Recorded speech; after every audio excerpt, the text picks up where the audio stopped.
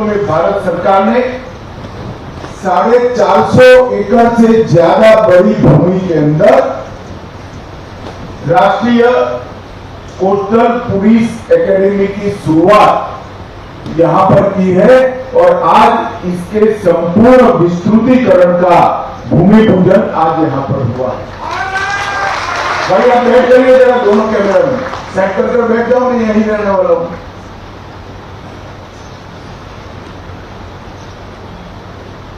जहां तक देश की सुरक्षा का सवाल है, देश की सुरक्षा का मीमांसा करने वाले सभी सुरक्षा क्षेत्र के पंडित इस बात का स्वीकार करते हैं कि मोदी जी के प्रधानमंत्री बनने के बाद देश की सुरक्षा मजबूत है, हमारी सीमाएं सुरक्षित है और सीमा पर रहने वाले नागरिक और देश के मध्य भाग में रहने वाले नागरिक सभी अपने आप को सुरक्षित महसूस करते हैं। और जब सीमा को सुरक्षित करना होता है तब इसमें सबसे महत्वपूर्ण चीज होती है कि सीमा के हमारे प्रहरियों की रहने की, उनके काम करने की सुविधाओं में बढ़ोतरी की जाए, उनके परिवारजनों की सुरक्षा और स्वास्थ्य की चिंता सरकार के द्वारा अच्छे से की जाए और उनको आधुनिक से आधुनिक सुरक्षा के लिए जरूरी साधन मुहैया कराए जाए। और ये तीनों क्षेत्र के अंदर नरेंद्र मोदी जी के नेतृत्व में भारतीय जनता पार्टी की सरकार ने, मैं कह सकता हूं, कोई कसर नहीं छोड़ी है। सर्व प्रकार की सुविधाएं देने का हमने प्रयास किया। अभी अभी भारतीय नेवी और एनसीबी ने मिलकर भारत की सूचना एजेंसियों के सहयोग से 12,000 करोड़ रुपए का ड्रग, 12,000 करोड़ रुपए का ड्रग एक साथ केरल के समुद्र किनारे से पकड़ने का काम किया है। तो पहले एक साल में 12,000 करोड़ का ड्रग नहीं पकड़ा जाता था, 10 साल में यूपीए के शासन में 680 करोड़ का ड्रग पकड़ा गया। अब एक ही खेप में 12,000 करोड़ रुपए का ड्रग पकड़ने का काम भारत की ये बताता है कि मुस्तैदी बढ़ी। मैं एनएससीपी पर आने से पहले आज का दिन भारत के इतिहास में दो दृष्टि से महत्वपूर्ण दिन है। आज महान स्वतंत्रता सेनानी जिनकी त्रिपुटी ने अंग्रेजों की नींद हिलाकर रख ली थी, बाल गंगाधर तिलक, लाला लजपत राय और बिपिन चंद्र पाल, लाल बाल पाल के नाम से ये त्रिपुटी इतिहास में स्वर्ण अक्षरों से अंकित और बिपिन चंद्र पाल जी की पुण्यतिथि है। मैं इस मौके पर बिपिन चंद्र पाल जी को बहुत मनपूर्वक श्रद्धांजलि देकर मेरी बात की शुरुआत करना चाहता हूं। आज के ही दिन परमवीर चक्र से सम्मानित शहीद पीरू सिंह जी का जन्मदिन भी है। पीरू सिंह जी ने अपने पराक्रम से अपने जान और परिवार की परवाह किए बगैर प्रचंड पराक्रम कर इस देश की रक्षा करने का काम किया। आदरणीय प्रधानमंत्री जी ने पीरू सिंह जी के स्मृति में अंडमान निकोबार में एक द्वीप का नाम भी, पूरा द्वीप शहीद पीरू सिंह द्वीप के नाम से नामांकित किया है। आज पीरू सिंह जी को भी मैं यहाँ पर मनपूर्वक श्रद्धांजलि देना चाहता हूं।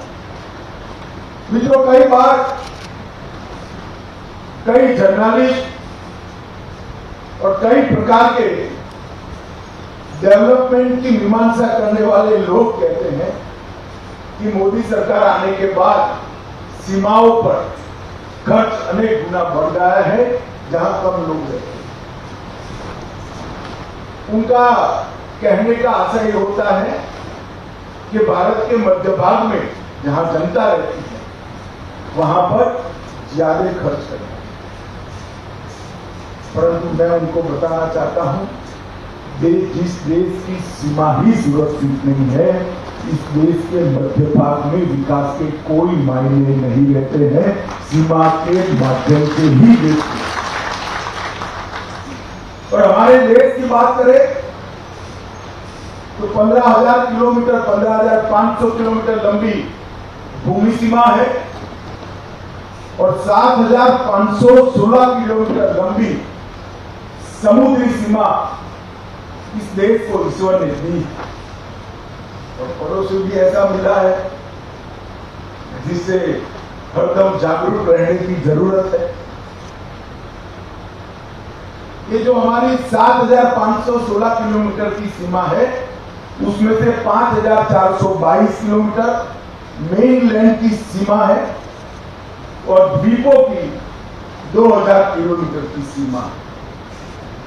और कुल मिलाकर समुद्र किनारे पर 1,382 द्वीप समूह, 3,337 तटीय गांव, 11 प्रमुख बंदरगाह, 241 गैर प्रमुख बंदरगाह, space, defence, atomic energy, petroleum, shipping वगैरह 135 एस्टैब्लिशमेंट इस 7,516 किलोमीटर की समुद्री सीमा पर। अब इसकी सुरक्षा जिन लोगों को करनी है, चाहे वो सीमा सुरक्षा बल के जवान हो, चाहे तटरक्षक के जवान हो, चाहे कोस्टल क्षेत्र में बने हुए अलग अलग राज्य और केंद्र शासित प्रदेश के पुलिस स्टेशन, उनके लिए कोई स्पेशलाइज्ड ट्रेनिंग की व्यवस्था नहीं। जब समग्रता से दरियाई सीमा की सुरक्षा पर मुंबई पर आतंकी हमले के बाद विचार शुरू हुआ, तब इसकी जरूरत महसूस की गई कि एक ही प्रकार का रिस्पॉन्स और एक ही प्रकार का रिस्पॉन्स ये तट के हर पुलिस स्टेशन से, हर सीमा सुरक्षा दल के जवान से और हमारे कोस्ट गार्ड के जवानों से मिलना चाहिए। वो तभी हो सकता है जब एक सुनियोजित तरीके से तटीय सुरक्षा के लिए प्रशिक्षण की व्यवस्था की जाए। 2000 विचार तो हो चुका था, मोदी जी प्रधानमंत्री बने। 2018 में मोदी जी ने नेशनल कोस्टल पुलिस एकेडमी की मंजूरी दी और इसको श्री कृष्ण की नगरी से नजदीक एक ओखा की पवित्र भूमि पर स्थापित करने का। मैं यहां पर कहना चाहता हूं, हम लोग आज द्वारकाधीश की नगरी को द्वारिका के नाम से जानते हैं। द्वारका गुजरात में द्वारका कहते हैं। द्वारिका का मतलब है देश का प्रवेश द्वार।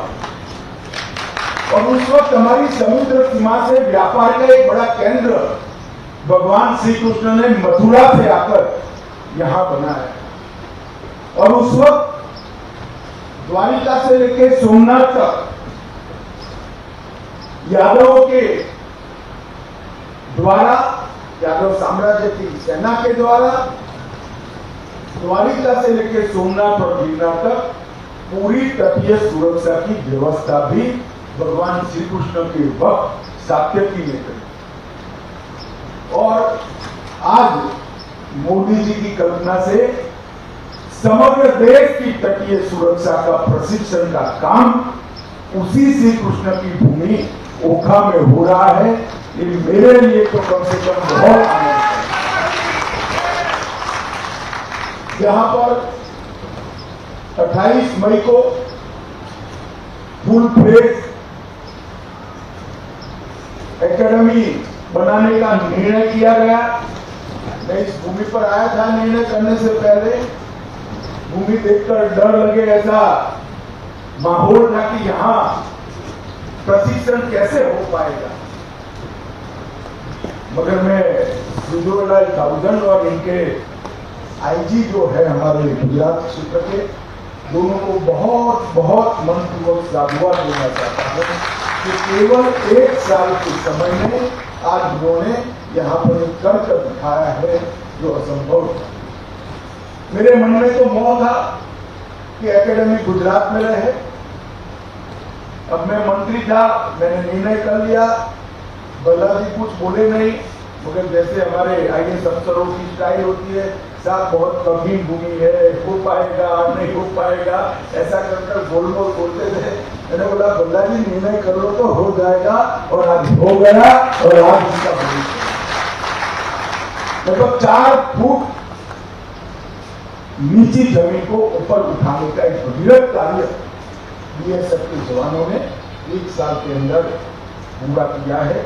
और यहाँ पर पूरे देश भर में तटीय पुलिस स्टेशन के कर्मियों की संख्या का योग करें, इसका टोटल करें तो 12,000 होते हैं।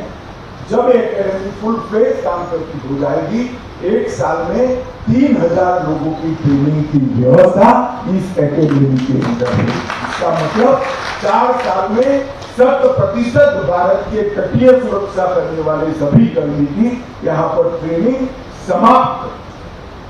तो एक प्रकार से तटीय सुरक्षा को सुनिश्चित करने वाला एक महत्वपूर्ण काम आज नरेंद्र मोदी जी की दीर्घदृष्टि और दृढ़ निश्चय के कारण हो रहा है।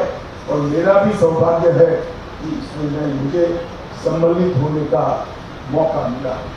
आज यहाँ पर बीएसएफ की अलग अलग 5 कंपनी आउटपोस्ट और एक 18वीं वाहिनी के आउटपोस्ट टावर का उद्घाटन हुआ है।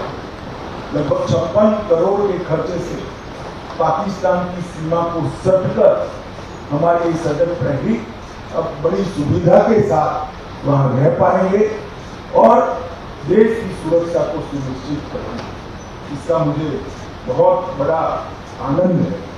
पर मैं हमेशा बीएसएफ के जवानों को कहता हूं, क्योंकि बॉर्डर पर बीएसएफ तैनात है, इसलिए मैं दिल्ली में चैन की नींद रात को सोकर देश को सुरक्षित। बीएसएफ का जो इतिहास है, देश की एक इंच जमीन के लिए अपने शरीर का रक्त का अंतिम बिंदु बहा देने तक पराक्रम की पराकाष्ठा बीएसएफ के जवानों ने कई मौकों पर युद्ध के समय पर सेना टेक ओवर करती है, तब बीएसएफ को वापिस जाना होता है। मगर कई ऐसे मौके हैं जहां पर बीएसएफ के जवानों ने अपनी देशभक्ति के कारण वापिस जाना मुनासिब नहीं समझा, सेना के कंधों से कंधा मिलाकर दुश्मनों का सामना। और एक बीएसएफ की जीत भी था समग्र देश के बच्चों को मार। और आज बीएसएफ के जवानों के लिए जिस प्रकार की सुविधा यहां भारत सरकार द्वारा बनाई गई है, इसका मुझे बहुत हृदय से आनंद। मित्रों, भारतीय नौसेना, इंडियन कोस्ट गार्ड, समुद्री पुलिस, सीमा शुल्क और मछुआरे, ये सभी का एक कंप्लीट सुरक्षा का सुदर्शन चक्र बनाने के लिए एक समुद्री सुरक्षा की नीति नरेंद्र मोदी सरकार ने अपनाई है। खुले समंदर में भारतीय नौसेना के जहाज और विमानों के द्वारा सुरक्षा की जाती है। मध्यस्थरी के समंदर में भारतीय नौसेना और तटरक्षक बल इसको अंजाम देते हैं। टेरिटोरियल वाटर के अंदर बीएसएफ की वाटर विंग इसको अंजाम देती है और गांव में मेरा देशभक्त मछुआरा सूचना का माध्यम बनकर देश की सुरक्षा को सुनिश्चित करता है। और ये सभी आयामों पर भारत सरकार ने एक सुगठित तटीय सुरक्षा की नीति अपनाई है और एक इंटीग्रेटेड विचार कर बनाई गई नीति और रणनीति के माध्यम से हमारे तट को सुरक्षित करने का काम किया है। मैं इतना ही कहना चाहता हूं कि हमारे देश ने तटीय सुरक्षा की कोताही के कारण ढेर सारे दुष्परिणामों को भोगा। बॉम्बे ब्लास्ट को देश का कोई राष्ट्रभक्त नागरिक भुला नहीं सकता। थोड़ी सी चूक के कारण 166 निर्दोष नागरिकों की जान चली गई और समग्र दुनिया में देश की सुरक्षा की किरी मुंबई आतंकी हमले की। ये तटीय सुरक्षा की सर्वग्राही नीति के बाद मैं मानता हूं कि ऐसी घटनाओं को करना दुश्मन के लिए प्रयास अगर वो करेंगे तो दांत खट्टे करने वाले जवाब में। और इसके लिए इनका प्रशिक्षण बहुत महत्वपूर्ण है। कुल मिलाकर कई स्तंभों पर तटीय सुरक्षा की नीति को हमने आलेखित किया है। तटीय सुरक्षा और इंटेलिजेंस के मामले में समन्वय और संवाद, संयुक्त तटीय गश्त द्वारा पेट्रोलिंग के प्रोटोकॉल तय कर निश्चित समय अंतराल पर पेट्रोलिंग की व्यवस्था, मछुआरों की सुरक्षा, 10 लाख से ज्यादा QR कोड वाले आधार कार्ड मछुआरों को दिए जाना, 1537 फिश लीडिंग पॉइंट पर सुरक्षा की व्यवस्था को सुनिश्चित करना और ब्लू इकोनॉमी के लिए बनाए हुए सभी मत्स्य बंदरों पर भी सुरक्षा सुनिश्चित करना। ये सारी चीजों को जोड़कर तटीय सुरक्षा के लिए एक अभेद्य दुर्ग बनाने का काम भारतीय जनता पार्टी की नरेंद्र मोदी सरकार। मित्रों, गुजरातમાં આવ્યો છું ત્યારે ગુજરાતનો છું, અહીંયા જન્મ્યો, અહીંયા જ મોટો છું। 1982માં હું પોરબંદર વિદ્યાર્થી પરિષદના કામથી આવ્યો અને કોઈના ફટફટિયા પર બેસીને પોરબંદર કેશોદથી જતો। પોરબંદર જિલ્લો ચાલુ થયો ત્યાં એક બોર્ડ માન્યું કે પોરબંદરની સીમા શરૂ થાય છે અને કાયદો અને વ્યવસ્થાની સીમા અહીંયા પૂરી થાય। કોંગ્રેસના રાજમાં પોરબંદરની જેલ નોટિફિકેશન કાઢીને બંધ કર્યું। પોરબંદર દરેક પ્રકારની દાણચોરીનું સમગ્ર ભારતનું કેન્દ્ર બન્યું। જ્યાંથી नरेंद्र मोदी सरकार आई, बोर्ड उतरी गयो, जेल चालू थी गई और दाणचोरो ऊंचा भरीने बीजा राज्य में। नरेंद्र भाई गुजरात ने सुरक्षित करवानुं काम, चाहे कच्छनी जमीनी सीमा हो, सरक्रीक हो, हरामी नालू होय के पोरबंदरनो दरियाकांठो होय કે દ્વારકા, ઓખાના, જામનગરના, સલાયાના દરિયાકાંઠા એને સુરક્ષિત કરવાનું કામ ભારતીય જનતા પાર્ટીની સરકાર અને નરેન્દ્ર મોદી। આજે નરેન્દ્રભાઈ દેશના વડાપ્રધાન તરીકે એ જ પદ્ધતિથી બધી રાજ્ય સરકારો અને કેન્દ્ર સરકારોને સાથમાં રાખીને દરિયાકાંઠાને સુરક્ષિત કરવા માટે અહીંયા આ ટ્રેનિંગની એકેડેમીની સ્થાપના કરી. આ ટ્રેનિંગ એકેડેમી આપણા સૌ ગુજરાતીઓ માટે ગૌરવ છે કે સમગ્ર દેશના બધા સમુદ્રી રાજ્યો અને કેન્દ્ર શાસિત પ્રદેશોના સમુદ્રી પોલીસ સ્ટેશનના ટ્રેનિંગનું હબ અહીંયા પર આ તટીય સુરક્ષાની ટ્રેનિંગ એજન્સી બનવાની. આજે હું આવ્યો છું ત્યારે ઓખા અને દ્વારકાવાળાઓને પણ હૃદયપૂર્વકની મારી શુભકામનાઓ છે. આપણા જવાનો અહીંયા રહી આખા દેશની દરિયાકાંઠાની સુરક્ષા માટે ટ્રેનિંગ સેન્ટર ચલાવવાના છે. એ દેશનું ધ્યાન રાખશે, તમે એમનું ધ્યાન રાખજો એવી મારી ભલામણ છે. કેમ કે બીએસએફના જવાનો જ્યાં રહે છે પોતાના ઘરથી સેંકડો કિલોમીટર દૂર છે. ના મા હોય, બાપ હોય, ના પત્ની હોય, ના બાળક હોય, ના બહેન હોય, એ પણ આપણા આપણા માટે પોતાના જીવનના જુવાની કાળના સુવર્ણ વર્ષો દરિયાકાંઠા અથવા તો જમીનની સીમા પર કાઢતા હોય. અને સૌરાષ્ટ્રમાં, ગુજરાતમાં ને એમાંય પાછા સૌરાષ્ટ્રમાં આપણા મહેમાનોને ધ્યાન રાખવા માટે હું ભલામણ કરીને જવા માંગુ છું. आप सब ओखा द्वारका नागरिकों ने बीएसएफ के सभी सुरक्षा कर्मियों को मेरी मन से बहुत बहुत शुभकामनाएं, बधाई. मेरे साथ फिर से एक बार बोलिए, भारत माता की, भारत माता की, वंदे